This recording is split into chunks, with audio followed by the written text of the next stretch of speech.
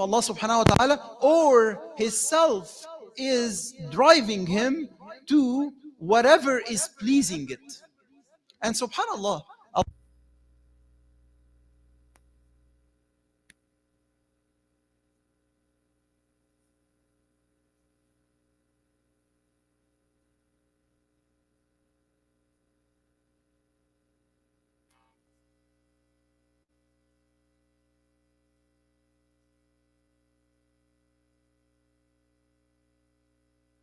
من اتخذ إلهه هواه وأضله الله على علم وختم على سمعه.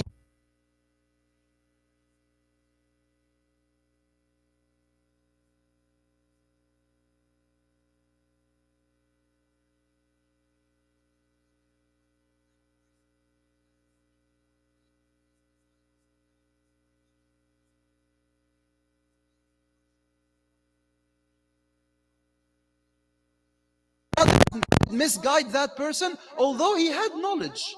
So we are not talking about a person who is illiterate from a deen, from a religion standpoint. No, he knew who is Allah, he knew the Prophet ﷺ, he knew the path of Allah subhanahu wa ta'ala. However, he decided to favor what? His own desires over the path of Allah subhanahu wa ta'ala. That's why Allah subhanahu wa ta'ala, as a consequence, misguided him. وَأَضَلَّهُ اللَّهُ عَلَىٰ عِلْمٍ. Although he had knowledge, but Allah misguided him. وَخَتَمَ عَلَىٰ سَمْعِهِ وَقَلْبِهِ. And Allah has put a seal on what? On his hearing and his heart. وَجَعَلَ عَلَىٰ بَصَرِهِ غِشَاوَةً. And even his eyes, there is a veil that prevents his sight from seeing. So he can never hear, nor feel, nor see. May Allah protect us. And Allah is telling us, فَمَن يَهْدِيهِ مِن بَعْدِ اللَّهِ. Who is that person who is able to guide him after Allah did misguide him? But why did Allah misguide him at the very first place? Why? Why? Because he decided to follow his own desires, and he decided to قَدْ خَابَ مَن دَسَّاهُ. He decided to avoid purifying his own self, but indulging in the joys of this life to please his own self. Subhanallah, Allah subhanahu wa ta'ala told us in the Holy Quran about different examples of the own self, of our own self. This is one self. This is one example. But also Allah subhanahu wa ta'ala told us the best ever example. يا أيتها, in Surah Al-Fajr, where Allah subhanahu wa ta'ala told us, يا أيتها النفس المطمئنة ارجعي إلى ربك راضية مرضية فادخلي في عبادي وادخلي جنتي. O you the tranquil soul, may Allah make us among those. May Allah make us among those people that will be called like this type of a conversation will happen with them by the time that the angel of death will come to them. يا أيتها النفس المطمئنة ارجعي إلى ربك راضية مرضية. O you the tranquil soul, imagine when the angel of death and the angels are coming to take your soul, they will be calling you, O you the tranquil soul, return back to your Lord, pleased, and we shall be pleased with you. راضية مرضية. Pleased, راضية, and we shall make you pleased. مرضية. فادخلي في عبادي وادخلي جنتي. So you shall enter among my servants and you shall enter my paradise. That's who is talking. Allah subhanahu wa ta'ala is talking. Why? Because this tranquil soul, the self that did find its tranquility in the obedience of Allah subhanahu wa ta'ala during the life of that person, the life of that individual. Was this easy or hard? Was it easy or hard? This idea of finding the tranquility in the obedience of Allah subhanahu wa ta'ala, is it easy or hard? It's not easy. In the very beginning, it's hard. But when you work on your own self, it becomes easy.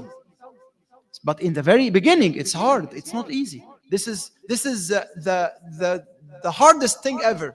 However, when you train your own self, it's almost like professional athletes. When they train, it becomes kind of a routine for them, and it becomes much easier for them. But also Allah is telling us about another example of another type of a self which is at a lower level, which is النفس اللوامة, the blaming self. The self that whenever you do something bad, it recalibrates you, it blames you, it raises a flag, it's alerting you, it's ringing an alarm that hey, what you are doing is wrong. And Allah subhanahu wa ta'ala also did shed light on this self, type of a self, and Allah subhanahu wa ta'ala did elevate its level as well. Because Allah subhanahu wa ta'ala in Surah Al-Qiyamah, Allah told us what? لا أقسم بيوم القيامة ولا أقسم بالنفس اللوامة.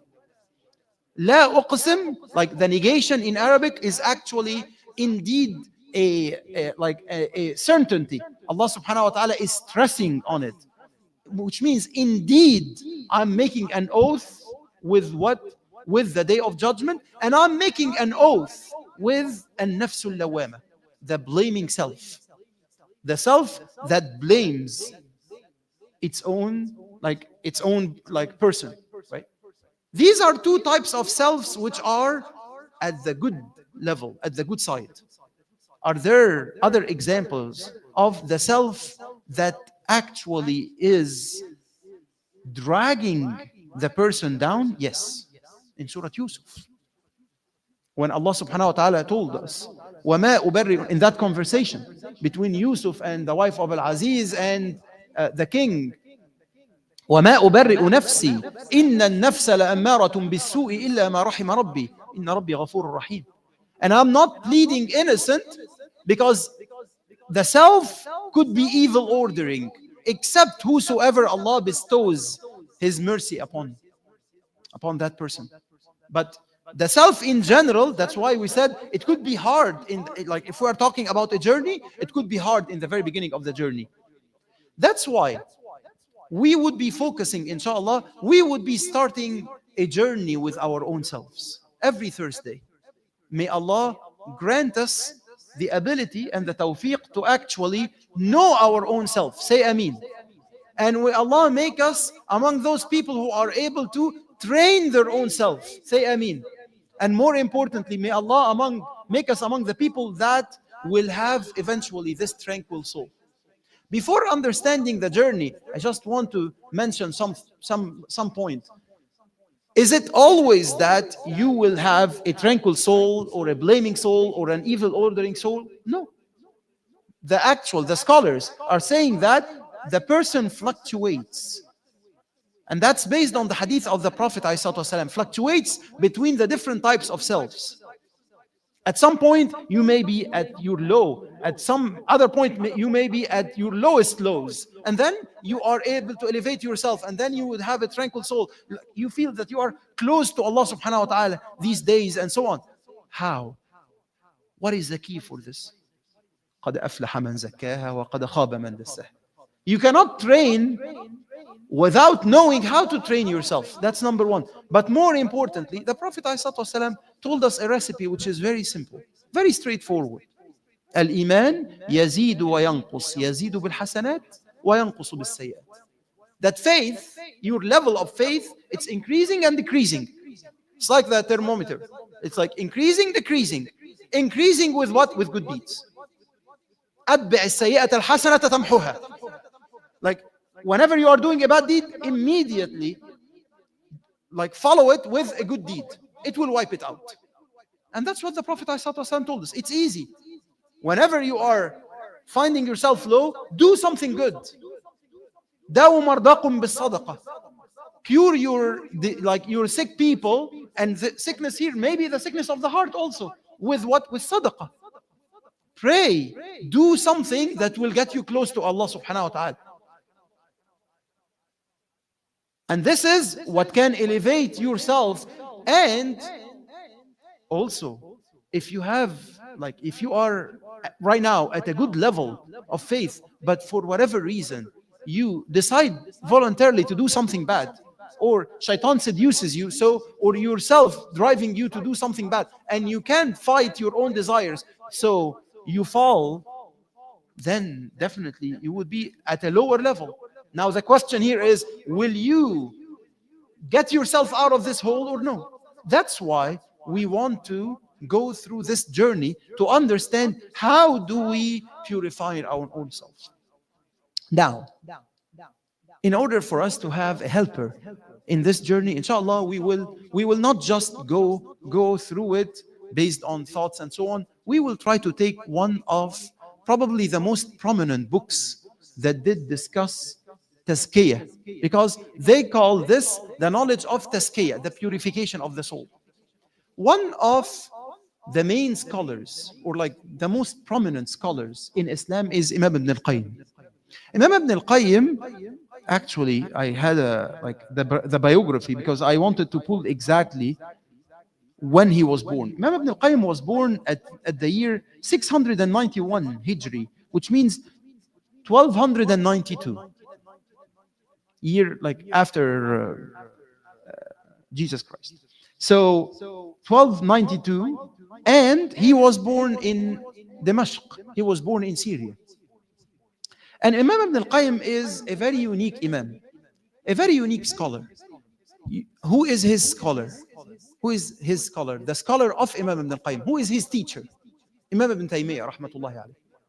And who is one of his main students? You guess. Who?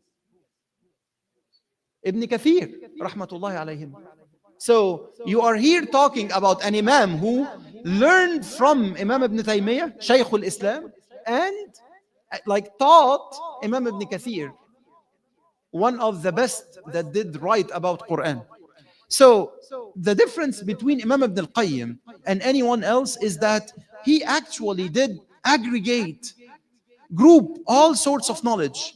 جمع بين علوم الشريعة والتربية الروحية وكان بارعا في الفقه الحنبلي. So he used to be from the Hanbali school of thought from a fiqh standpoint. However, he used to be mixing together or like marrying two fields of knowledge, the ilm, the shar'i knowledge and the spiritual knowledge, both of them.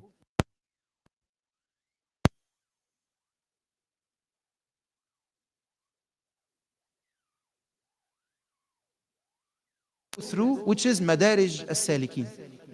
Madarij al-Salikin means the path of those who are walking towards Allah subhanahu wa ta'ala, the ways of those who are walking towards Allah subhanahu wa ta'ala, those who are taking paths to Allah subhanahu wa ta'ala.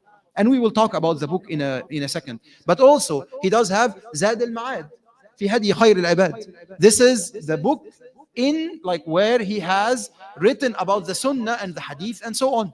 He has Muftah Dar al-Sa'ada, which is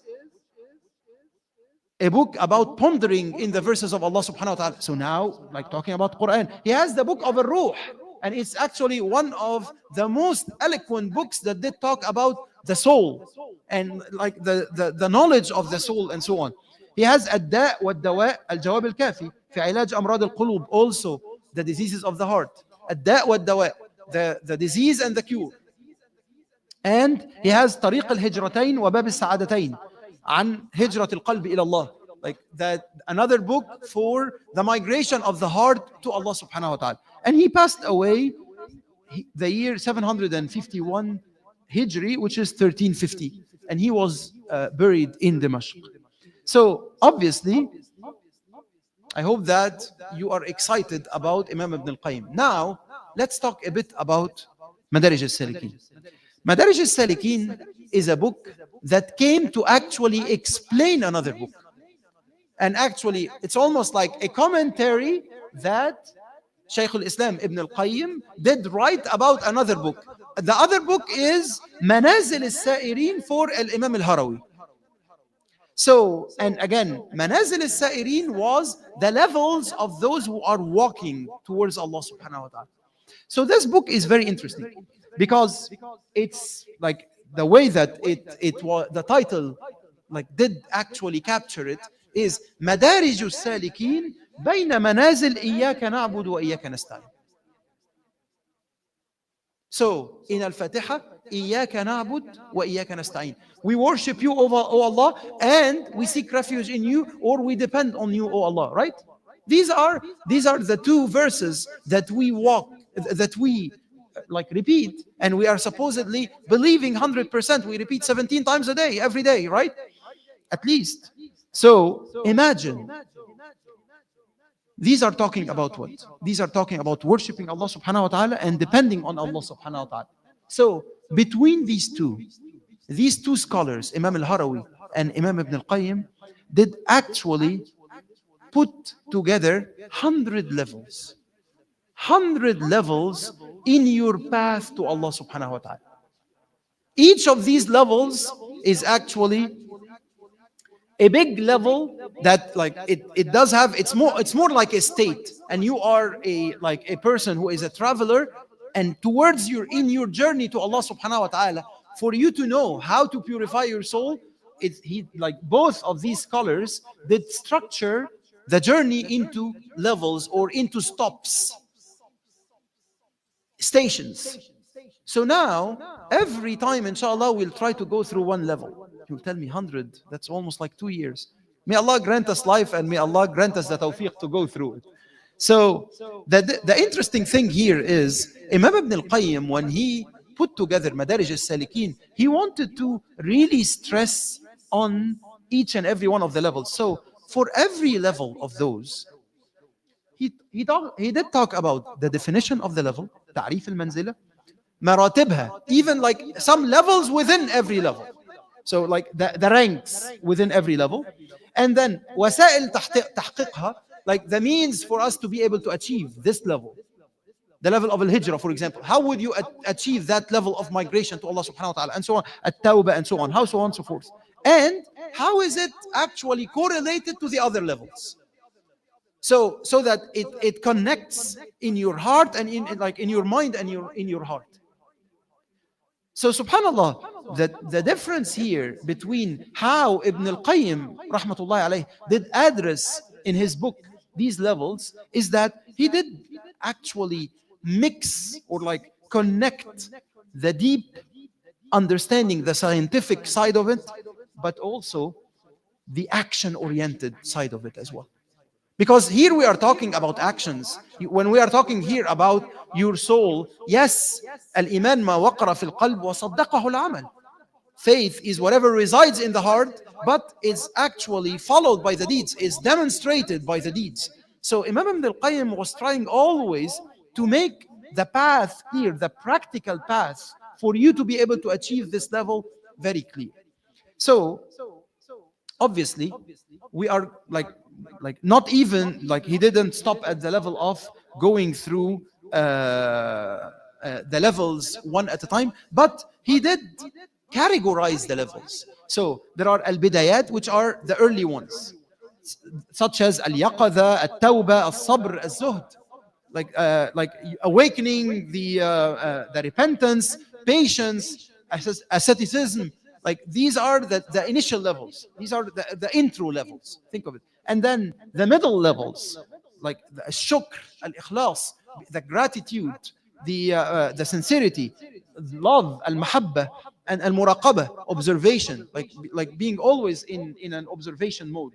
And then the ends, like the best of the best, where like al-yaqeen, that you have certainty, you have pure certainty, and al-rida, like you are pleased, radiyallahu anhum wa radu anhu, that you are pleased with Allah subhanahu wa ta'ala, and al-baqa, and like you are always steadfast, and so on. So in the way that we will address this, because again, this is like, we are not coming here for storytelling. The purpose here is, inshallah, every week, initially, there is an intro in the book talking about how to understand Al-Fatiha. Because again, this is between Iyaka na'bud and Iyaka nasta'in. So we will go through this in a nutshell, but then our goal eventually will be on a weekly level, inshallah. We'll take a synopsis in 15 to 30 minutes at most. We'll take a synopsis about one of the levels, and we will try to link it to how can we live this level. And obviously, we will try to have as action-oriented those as possible. So we together, collectively, will try, inshallah, as a team, as a group, as learners, to try to come up with what would be the actions for us to demonstrate or to live or to elevate ourselves to this level. We ask Allah subhanahu wa ta'ala to be among those people that will be truly guided to follow the path to Allah subhanahu wa ta'ala all the way till certainty comes to them. Till the angel of death will come to them. وَاعْبُدْ رَبَّكَ حَتَّى يَأْتِيَكَ الْيَقِينُ. May Allah make us among those people that would be transformed with Quran. May Allah make us among those people that will be the people of Quran and the people that are walking on the footsteps of the Prophet ﷺ. May Allah make us among those that are in control of themselves, not are those that are driven by their own selves to hellfire. May Allah protect us all. May Allah make us among the people of Al-Firdaus. May Allah protect our brothers and sisters in Gaza. May Allah protect our brothers and sisters who are striving for the sake of Allah subhanahu wa ta'ala, and everywhere in the world. And finally, increase the remembrance and the salah upon the Prophet عليه الصلاة والسلام. أقول قولي هذا وأستغفر الله لي ولكم وجزاكم الله خيرا. السلام عليكم.